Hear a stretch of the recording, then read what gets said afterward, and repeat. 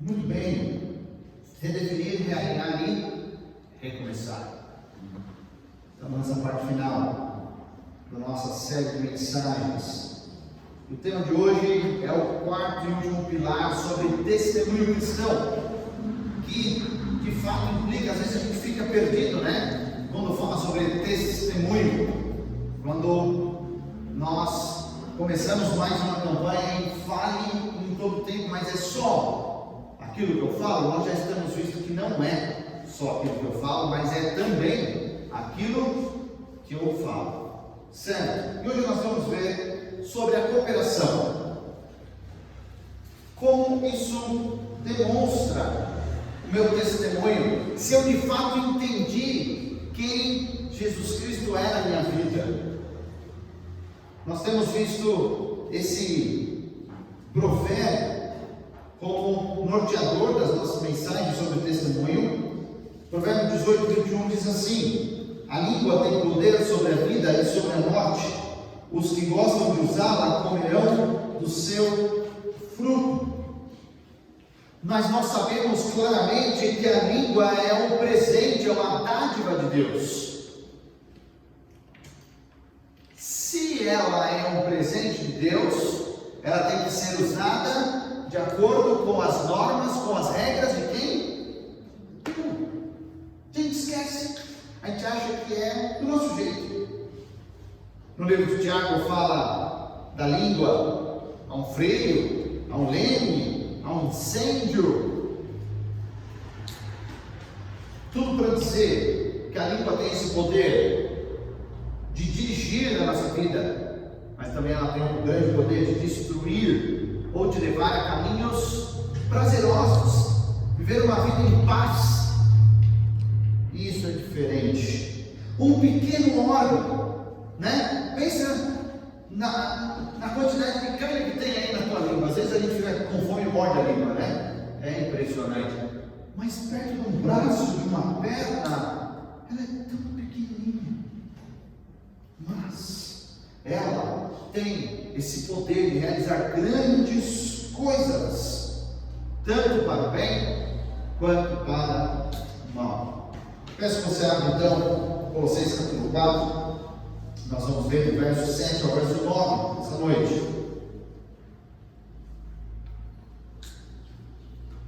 Colossenses 4, do verso 7 ao verso 9.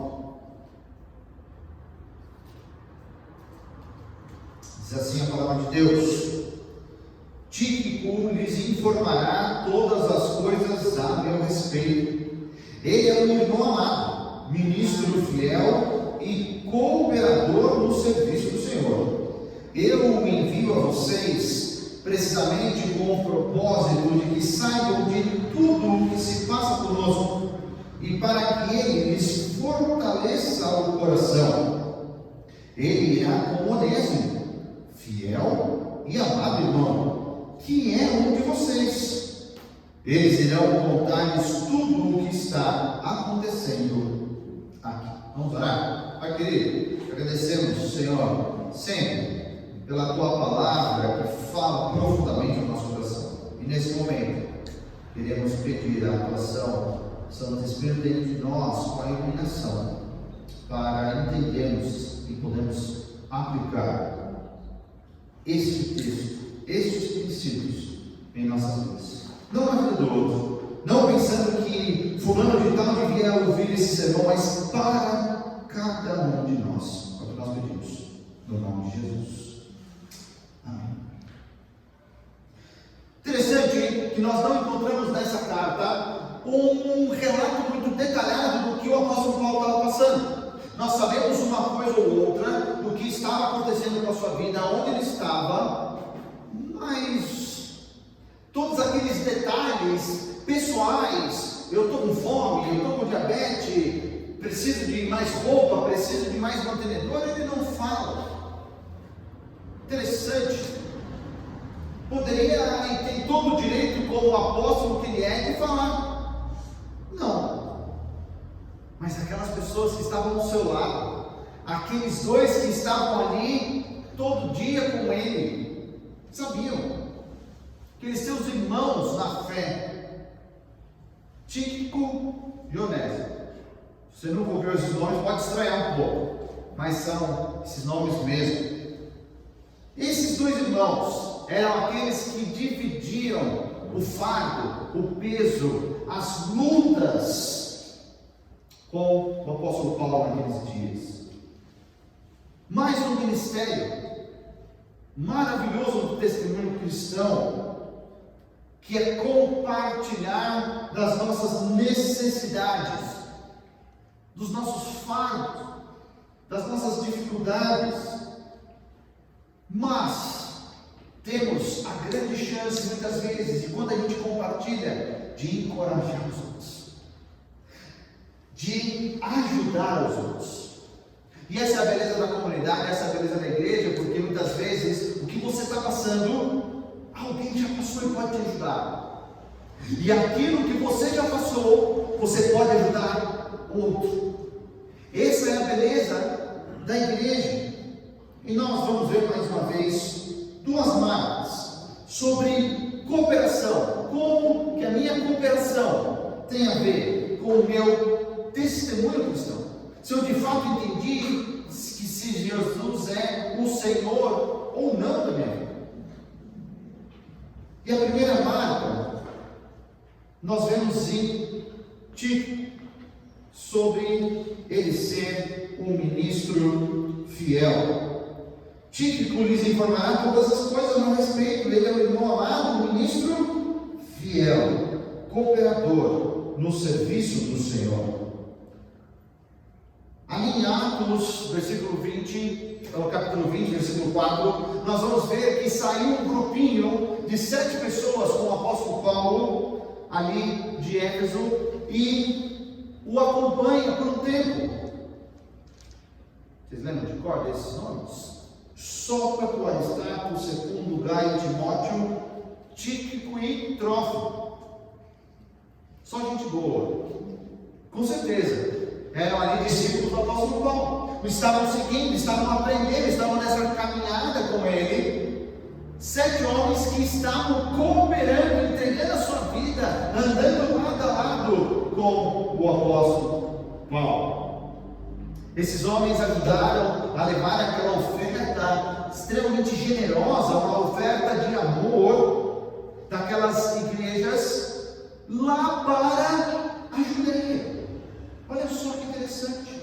Igrejas de não-judeus, igreja de gentios, levantando uma oferta, porque lá na Judeia, lá na região de Jerusalém, estavam passando por uma grande necessidade. Gentios ajudando agora os judeus. Essa é a beleza da igreja. Essa é a beleza de andarmos junto com outras igrejas. Não andarmos separados, não andarmos perdidos aí, mas andarmos juntos em cooperação com outras igrejas da mesma fé e da mesma ordem. Essa é a grande diferença. Esses dois últimos dessa lista, que são Tíquico e Trófimo, mais provável que eles sejam irmãos lá de Colossenses. Porque lá na epístola, na segunda carta aos Coríntios, ele fala desses dois irmãos. Pensa bem, o apóstolo Paulo não estava numa casa de veraneio, não estava a passeio, ele estava, como todos nós sabemos, ele estava preso. Mas espera lá, pastor, você acabou de dizer que eles estavam junto de... Como que eles estavam juntos? É isso mesmo, irmãos. Eles foram enviados pelas igrejas para se fazerem de presos, para estarem junto do apóstolo Paulo, por amor à obra de Deus. E imagine quão útil foi isso. Talvez Paulo, já numa idade avançada para a época, não tinha a nossa expectativa de vida, na verdade. A Melissa, que nasceu essa semana, a expectativa de vida dela, 79 anos. Quando eu tive a oportunidade de visitar a África, Moçambique, a expectativa de vida era 37 anos, a minha idade hoje. Eu não sei qual é a expectativa de vida, mas talvez o apóstolo Paulo já tivesse uma caminhada boa, e esses jovens ou essas pessoas dispostas na sua meia-idade estavam ali servindo ele, ajudando, lado a lado, sendo útil ao ministério e a uma pessoa, ao ministro do Evangelho. E agora é a vez do apóstolo Paulo escolher esses dois irmãos, Tíquico e Onésimo, para entregar essa carta. Uma carta na cidade de Éfeso e uma carta na cidade de Colossos. Então eles vão ali portando essas duas cartas. Também é bem provável que eles tenham levado a carta a Filemon, uma pessoa, não uma igreja. Vocês estão lembrados ali quem era Filemon para Onésimo? O seu dono, o seu senhor, aquele que tinha, o seu escravo tinha fugido. E ele encontra o apóstolo Paulo em Roma, e a graça de Deus o encontra quando ele estava fugindo. Olha só. Tem hora que você pode correr, tem hora que você vai espernear, mas quando é a hora da graça de Deus te encontrar, meu querido, não adianta fazer nada. Ela vai te encontrar, ela vai ali atrás de você. E nós temos essa primeira, então, descrição sobre um cristão extremamente dedicado, consagrado. Imagina alguém falando de você o seguinte: olha, fulano é um irmão amado, ele é um ministro fiel, é um cooperador no serviço do Senhor. No reino de Deus, um reino feito de amigos, talvez não existam melhores elogios, adjetivos do que esse. Uma pessoa que vai e tem a sua fidelidade às Escrituras, coopera no serviço do Senhor, é o irmão amado de todos. Que coisa fantástica! Um irmão disposto a gastar a sua vida preso com Paulo. Será que você está disposto a isso? Será que eu estaria disposto a ficar preso? Tem gente que fala assim, dependendo de quem estiver ao meu lado, né? O apóstolo Paulo, acho que talvez eu queria querer ir lá para ouvir dele alguma coisa. Se fosse Jesus, se fosse, talvez você pega seu personagem bíblico preferido, Moisés, Noé, e aí vai, né? Mas se não fosse alguém comum, será que por amor a Jesus Cristo, por amor a Deus, a gente estaria nessa situação?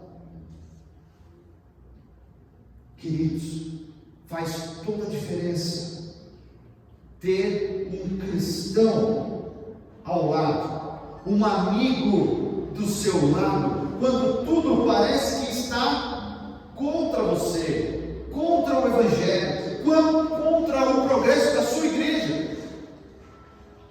E muitas vezes, queridos, isso é o que faz toda a diferença. São aquelas pessoas que estão ao seu lado. Ele também era um ministro fiel, porque o seu amor não era algo apenas de falar, não era apenas uma retórica, não era apenas um sentimentalismo ou uma aparência, ele era real. Porque ele foi extremamente prático. Paulo está precisando? Eu vou, para ficar preso do seu lado. Paulo está precisando levar a carta lá? Eu vou. Paulo, o que mais está precisando para o reino de Deus avançar? Eu vou fazer. Então, pensar que ele acabou ministrando, abençoando a vida do apóstolo Paulo. Você tem abençoado as pessoas ao seu redor? Você tem abençoado as pessoas que Deus tem colocado do seu lado? Os cristãos que Deus tem colocado do seu lado na caminhada, aqui na igreja? Seu primeiro pensamento é abençoá-los. Ele fez disso o seu dia a dia.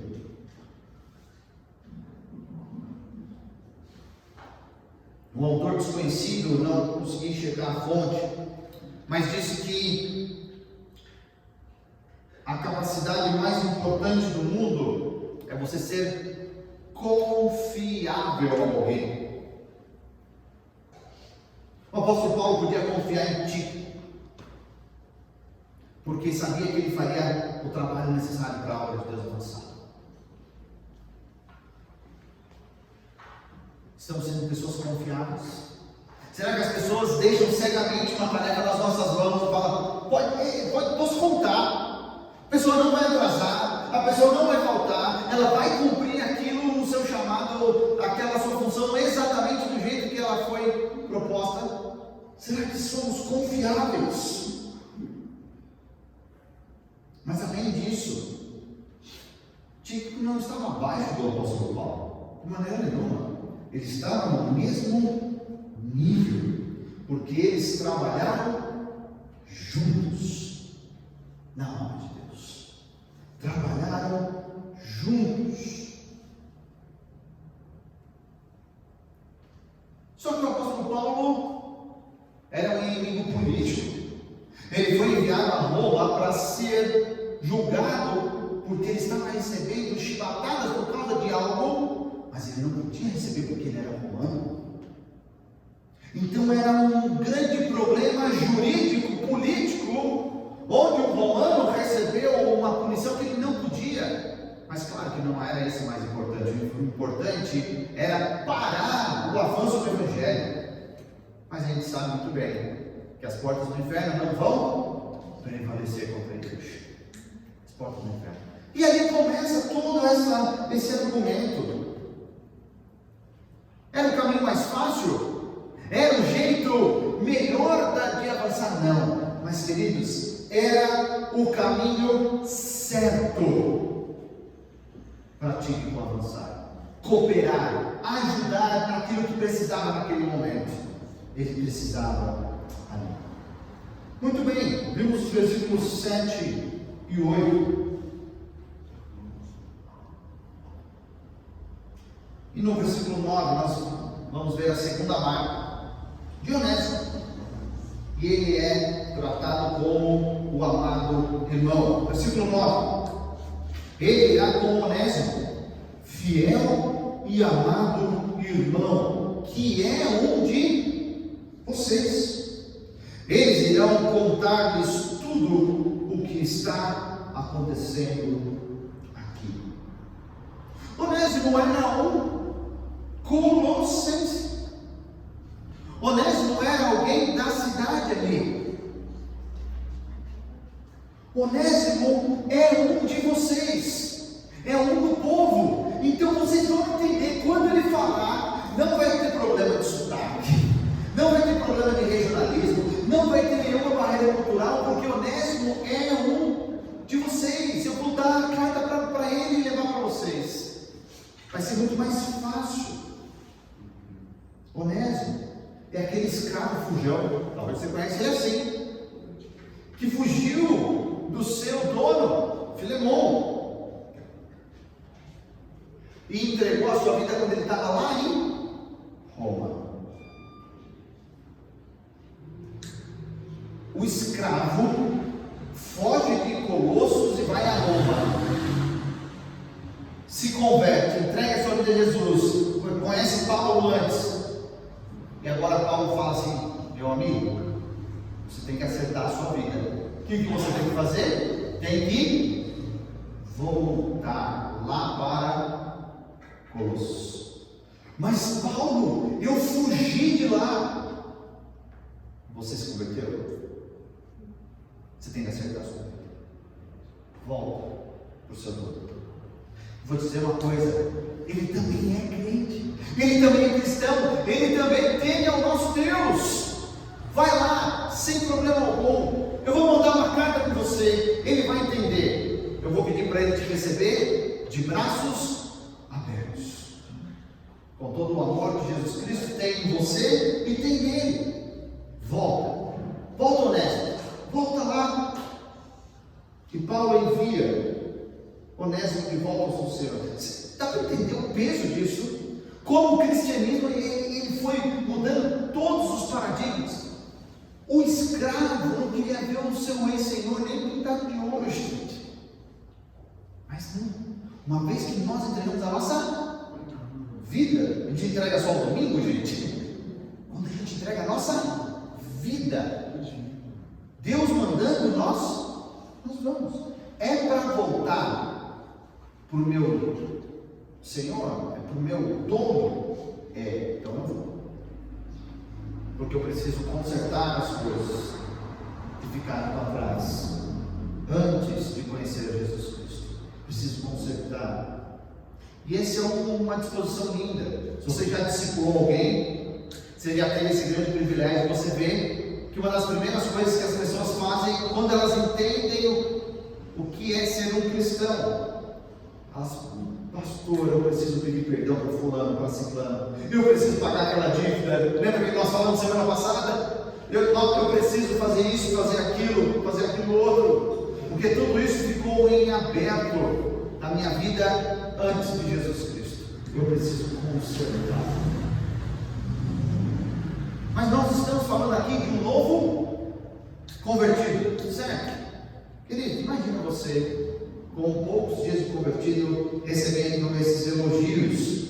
Onésimo, ele é fiel e amado, irmão. Que delícia é ouvir quem nós somos diante de Deus. Ter essa descrição. Sabe por quê, queridos? Não são os nossos erros que vão nos definir, mas Jesus Cristo já nos definiu na cruz. Muitas vezes você está se lamentando, levando os seus erros, e você está achando que você está sendo definido pelo aquele seu erro. Pelo contrário, aquele seu erro não te define. A cruz de Cristo é a sua definição. E Paulo junta esses dois. Parece muito diferentes, né? Alguém preparado, alguém que já estava no mesmo nível de Paulo, que entregou a sua vida, alguém recém-convertido, que tinha que voltar, que devia estar com medo de voltar. Mas eles voltam porque eles tinham uma missão. A missão deles era encorajar aquela igreja, trazer um encorajamento, mas também informar sobre a situação de Paulo, que a gente desconhece porque não temos dados mais aprofundados. Queridos, que delícia é sentir a confiança de pessoas que pedem a oração. Primeiro ponto, lembra de ser um cristão? Para quem o teu amigo incrédulo corre quando precisa de oração? É para você? Encorajar, porque, mais uma vez, a palavra de Deus nos mostra que eu e você não podemos viver sozinhos. Cristão não anda sozinho, porque ele entende que Jesus Cristo morreu pela igreja. A igreja é a reunião dos salvos. E cristão anda com cristão. E isso faz toda a diferença. Então o apóstolo Paulo está pedindo, está mandando eles com a carta com um pedido de oração. Eu sei que lá em Colossos tem uma reunião de oração. Eu sei lá que eles estão orando por mim. Então leva notícias fresquinhas para eles, para saberem exatamente o que orar.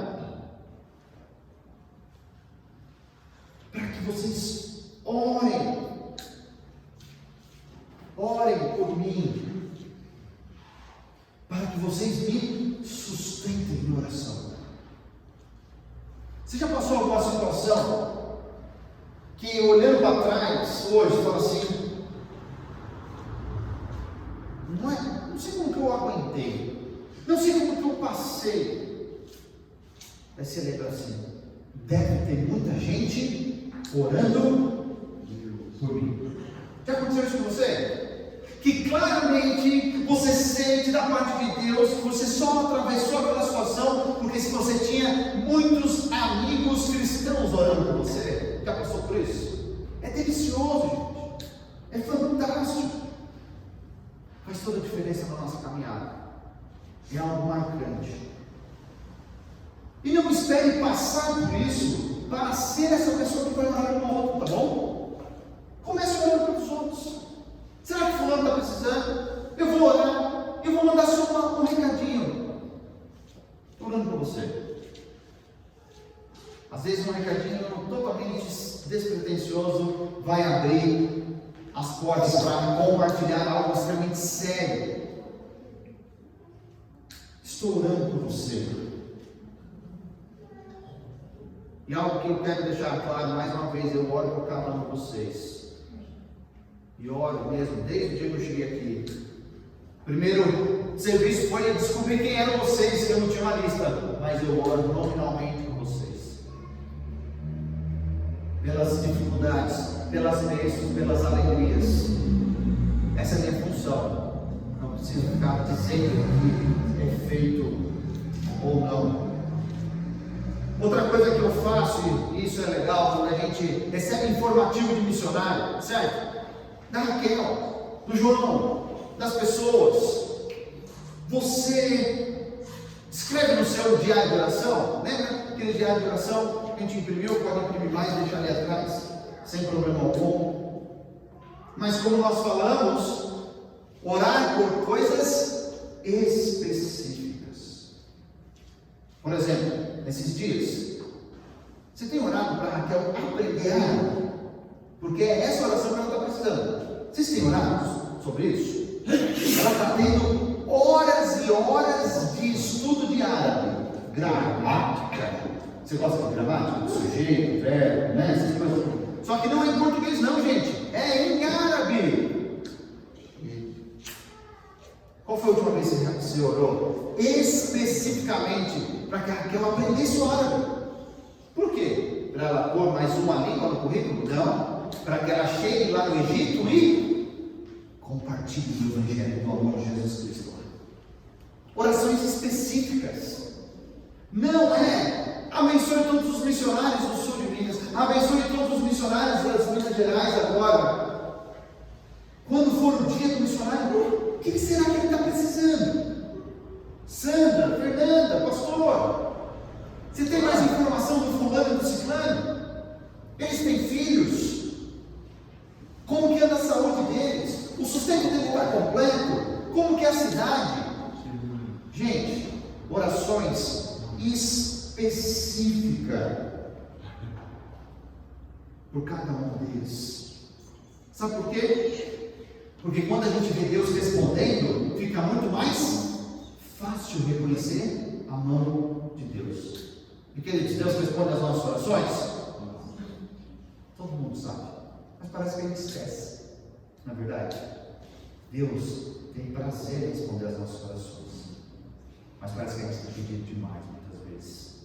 Agradecer quando Ele responde parte de um coração tomado pelo fruto do Espírito, tomado pelo Espírito Santo de Deus.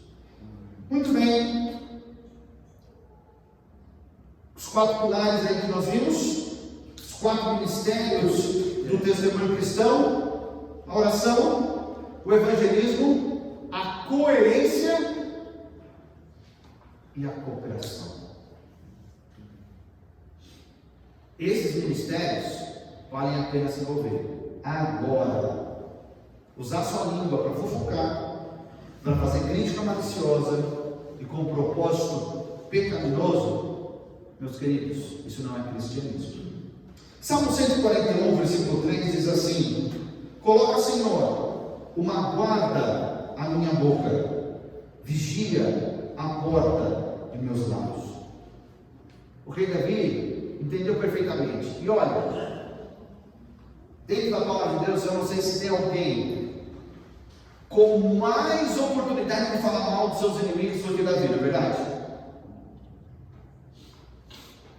Quando o rei Saul descobriu que aquele menino que tocava a harpa tinha sido ungido, primeiro foi uma lança, depois começou a perseguir no deserto.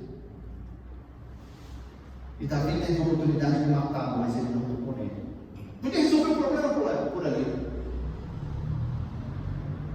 Depois, quando ele assume rei, ele podia falar agora que a descendência de Saul vai ser eliminada, certo?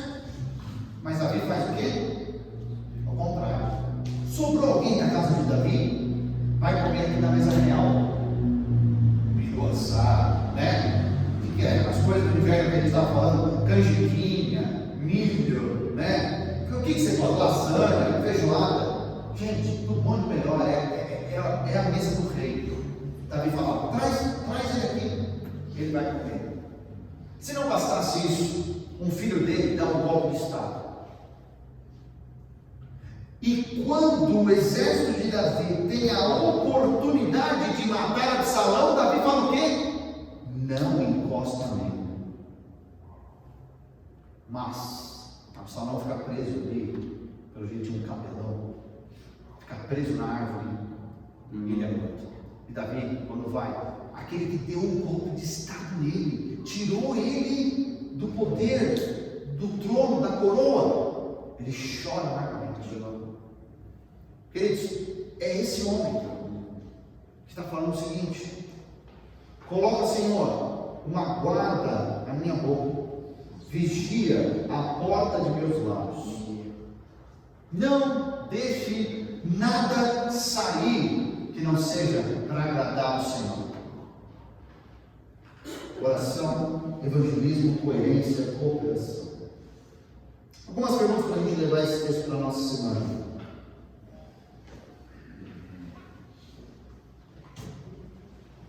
Com quem você compartilha seus fardos? Nós já oramos hoje aqui no nosso momento de oração.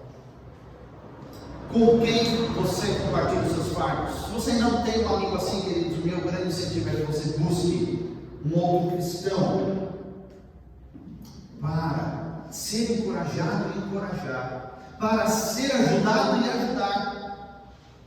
É necessário na caminhada encontrar alguém para compartilhar o fardo. Segunda pergunta: eu sou uma pessoa confiável?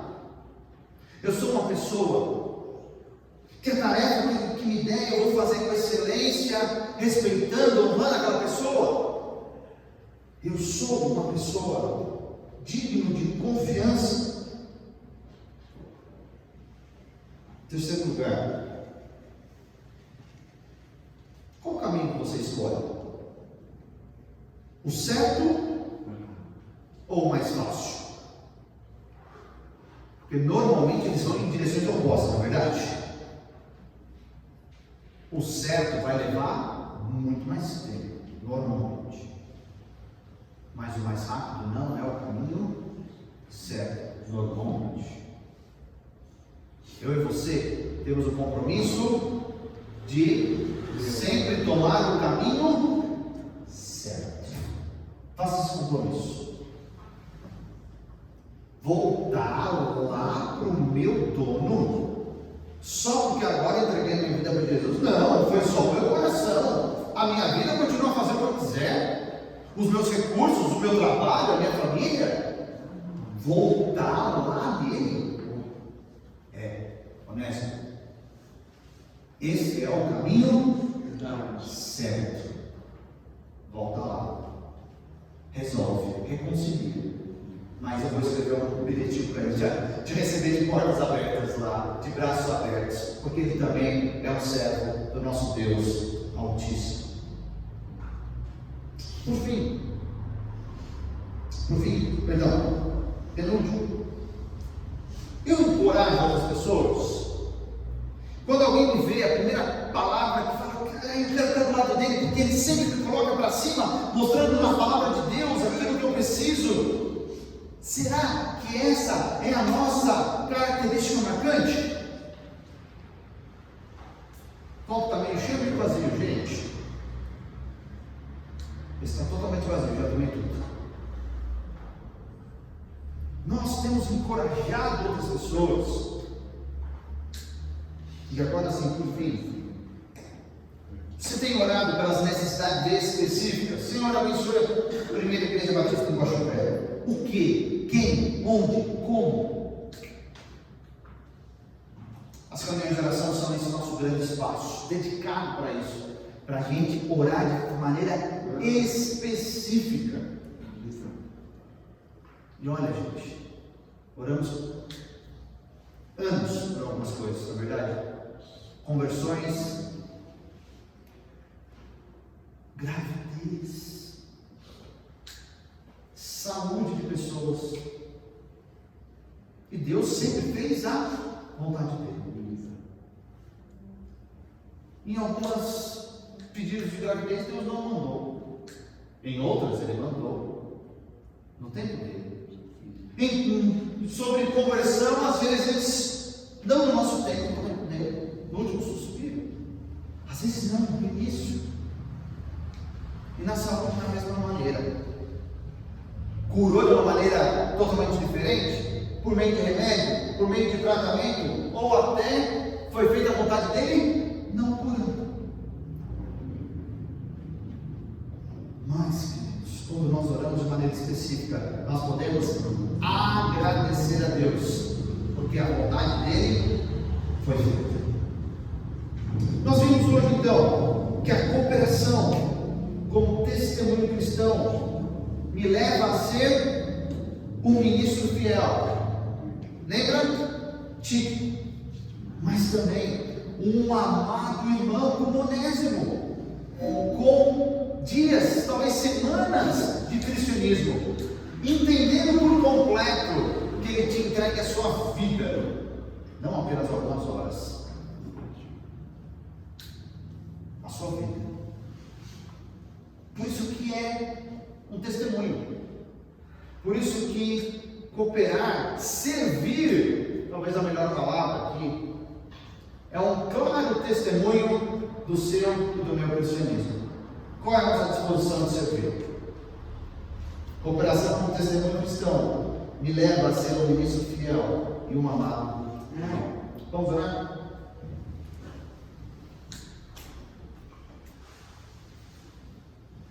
Pai querido, faz de cada um de nós grandes cooperadores da tua obra. Eu sei que muitas vezes, Pai, quando a gente se dispõe, o Senhor vai trabalhar questões em nós, enquanto cooperamos na sua obra. Isso é fantástico, isso é lindo, são todos detalhes únicos que o Senhor trata nas nossas vidas. Pai, ajuda os meus irmãos aqui a colocar em prática isso que nós temos visto hoje. E a minha oração, faço no nome precioso de Jesus Cristo. Amém.